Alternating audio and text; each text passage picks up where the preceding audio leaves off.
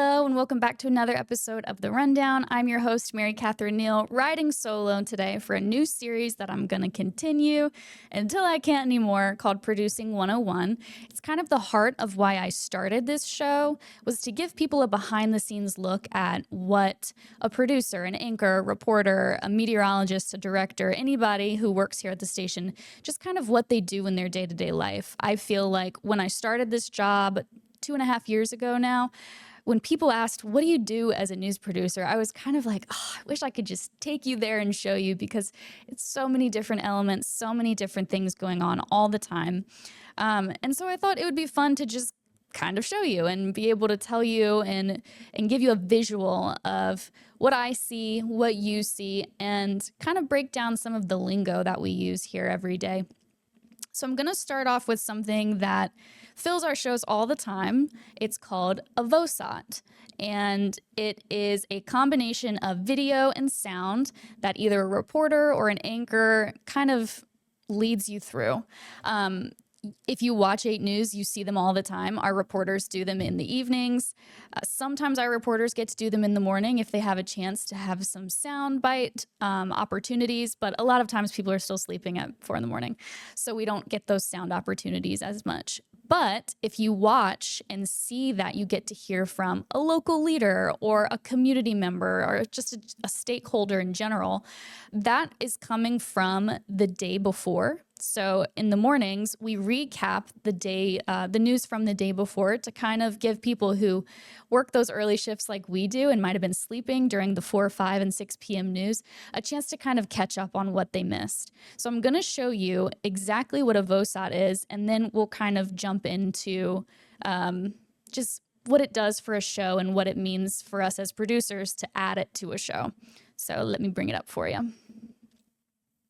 Details this morning, immigration advocates are speaking out after the Hopewell Sheriff's Office announced a partnership with ICE. That partnership allows ICE to use Hopewell detention facilities. It also gives local deputies permission to act as federal immigration agents. Sheriff Travis Stanley says the city has a commitment to local, state, and federal law enforcement to keep residents safe. Meantime, though, advocates say the partnership could fuel distrust in the community. Those impacted immigrants, even those who have status, all of a sudden don't feel safe enough to call the police when something happens and they're a victim. Governor Glenn Youngkin signed an executive order earlier this year encouraging cooperation between Virginia law enforcement and federal immigration agents. The Virginia Coalition of Immigration Rights started a petition against the partnership. You can find details on our website. Richmond Mayor Danny Abul. All right, so you just saw it. That was something that ran in our 9 a.m. show this morning, which I produce every day. So I'm going to bring it back up and just kind of walk you through so you see exactly what's going on. So let's get back to Autumn. All right, so first we see Autumn on screen, and she's kind of setting up the story for us. So Hopewell Sheriff's Office is now partnering with immigration agents. And this is the VO part we get to. So it's called a VOSOT, V-O-S-O-T. VO stands for voiceover. So we're playing video while someone is speaking over the video. This is where Autumn this morning was breaking down this story that we aired yesterday, but people might have missed. And then this is the sound part, S-O-T, VOSOT. SOT stands for sound on tape. It comes from way back when we still used to use tapes. We don't anymore, but it's just kind of stuck around. So this is a way that we kind of beef up our morning shows with that content from the day before. And we're able to have, instead of a reporter who fronted it, we call it, who that's their story for the day, that's what they're tracking, that's what they're going to tell you when you tune in for the 4, the 5, the 5:30, 6, 11, whatever you might be watching. That is what they front for that day, and then the next day our anchors kind of take it over and we say, hey, here's what you missed, here's what you need to know. So on my end, when I'm putting it into a show, when I'm building a show, let's say, I use a program called ENPS, and this is what it looks like on my end. So I have, I wish I could point. I have what's called a slug, which is what we title a story. So I titled it Hwell Sheriff and ICE Partnership. Hwell is Hopewell. I'm from Hopewell, so usually I shorten it because I know what that is, and I don't have to specify with myself when I go back to write this story later, like, oh, what is Hwell? I can't remember. It's Hopewell for me. So I have my slug. That's what that's called. And then next to that, you'll see Pimon Reader, and then VO and SOT VO. So this is where VOSOT comes in. The Pimon Reader is where Autumn was standing when she delivered that story. So that is our panoramic monitor, aka Pimon. And since there was a graphic behind her, you'll notice there wasn't any video. Let me see if I can actually bring it back up. Let's see here. To come up with ideas. It'll come up in a second, but you'll notice behind her there's a graphic, so there's no video happening behind her. But then the video comes in, and that is the VO part of the VOSOT. So we have the Pimon Reader at our panoramic monitor, and then we have our VO, and then we have our SOT, which was the sound you heard from an immigration advocate. Tacking on to the end of that sound is just continued video from the segment before. So our reporters will leave us these different video segments in a shared folder that we all have access to, and we can then tell our editor in the morning, hey, please attach Sarah's video. This is what it's titled. We want the continued VO after it. Please attach that here so that way we can run this story. Next to all of this, you'll see AC. That's just an assignment for anchors that I put in when I build my show in what's called The Rundown. That's why this show is called The Rundown, because, you know, we're giving you a behind the scenes look at what's going on. So AC is Autumn Childress. So that just means when Autumn is looking through the shows in the morning, she can see exactly what stories she's assigned to. She doesn't have to edit the stories that Delaney is going to read, Delaney Hall, who's our other morning anchor, because she's not reading those. So Autumn is responsible for all the stories with AC next to them. So this is kind of what it looks like for me on my end. I know you guys see a very different story, no pun intended, but this is how it looks for me. And real quickly, I'll just add that you can see the VO and the SOT, which brings VOSOT together like we're talking about. But the additional thing on here is plus CG. And that is the banner that comes up at the bottom of a story that this plus CG on my segment column here notifies my director that there is going to be a banner that he or she will pull up. We call them character generators or something. They're also called LTs sometimes, lower thirds. But it's the banner at the bottom of the screen that pops up that will tell you kind of the context of what is being shown on your screen. So you can say, I'll just pull it back up again so we can watch it again. Hopewell partners with ICE.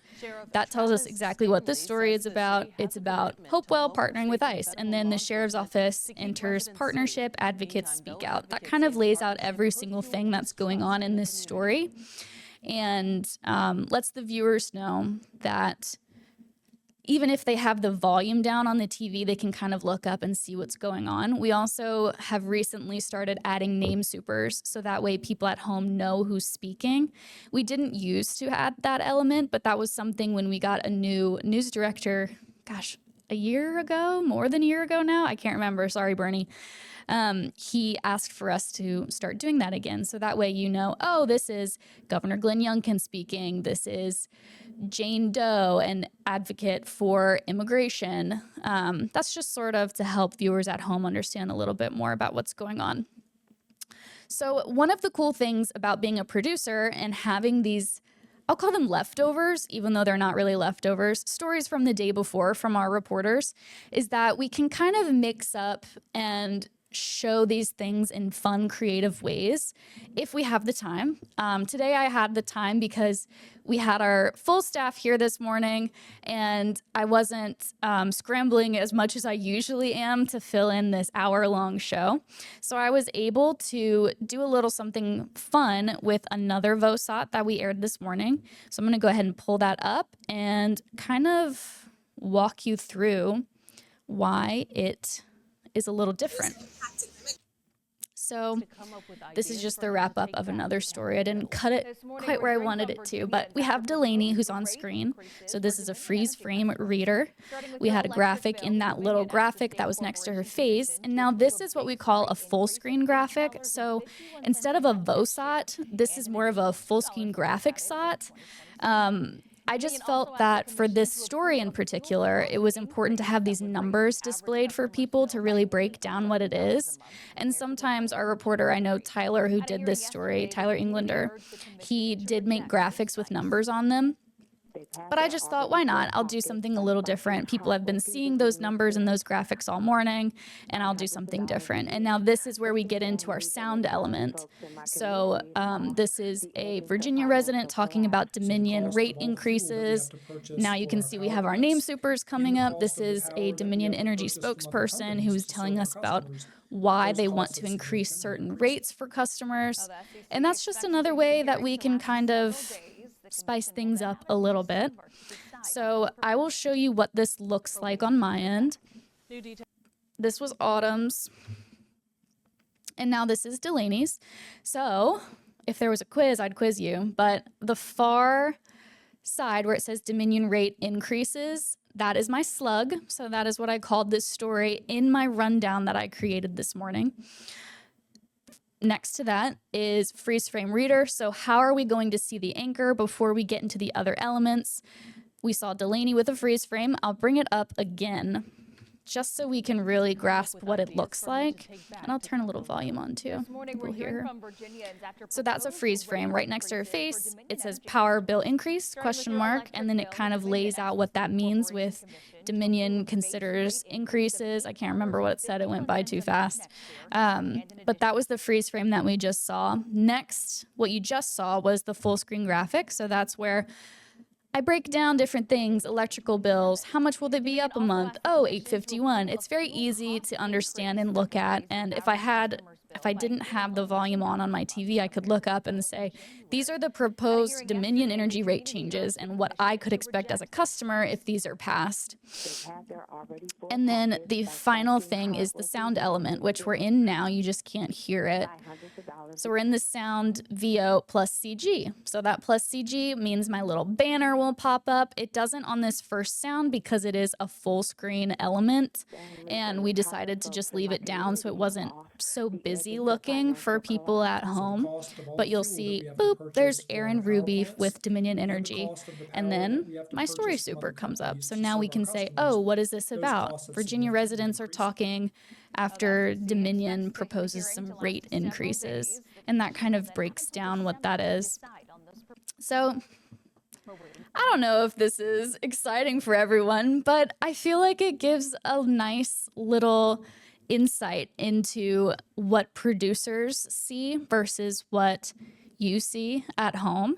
I find that since I've started this job, the way I think and the way I plan and the way I organize my brain is just so much more different than when I started, because a lot of times I think in story mode. I think in what would this look like if it was a rundown. Even when I plan my podcasts, which I don't have a rundown for these, I don't even really know how this fully works. Our lovely graphics and technology people handle all of this, and I'm able to put videos that I want in a folder, put pictures that I want in a folder, and they magically show up on this for you guys to see and for me to talk about. But I don't have a rundown for this, so I have doing it old school, I have my sticky note, and I write down the notes that I want to talk about, but I don't really get to just lay it all out in a rundown like I would love to, because it makes sense to me now after doing this for a while. So yeah, that's the breakdown of a VOSOT, excuse me.